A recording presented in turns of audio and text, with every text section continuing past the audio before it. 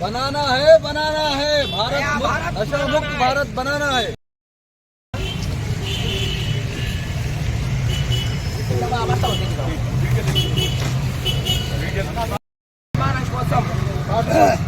బాధపడడం కోసం భావి భారతమైనటువంటి యువత అందరూ కూడా ముందుకు రావాలా.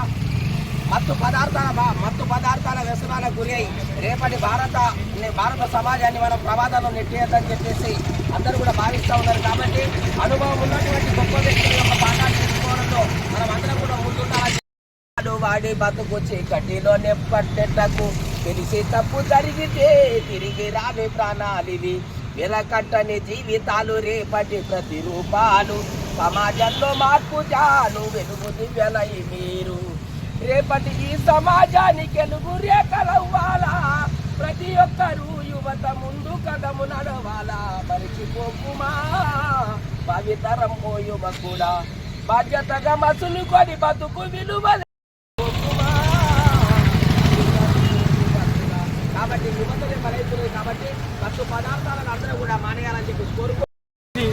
గత సంవత్సరం నషాముక్త్ మత్తు పదార్థాల వాడకాన్ని మన సమాజంలో తగ్గించాలి. ముఖ్యంగా నేటి యువత ఈ మత్తు పదార్థాలకు బానిసై తమ ఆరోగ్యాన్ని తమ కుటుంబాన్ని వారు చెడగొట్టుకొని చాలా కష్టాల్లో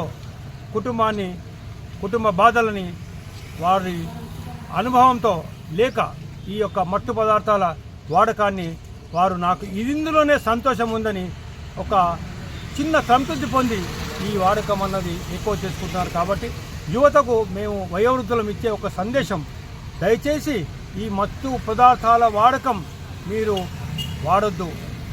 ఏదైతే గుట్కాలు తర్వాత మద్యం ఇటువంటి కొన్ని మత్తు పదార్థాల వాడకం అనేది చాలా జరుగుతుంది. కాబట్టి ఇవి శరీరానికి ఎంతో హానికరం.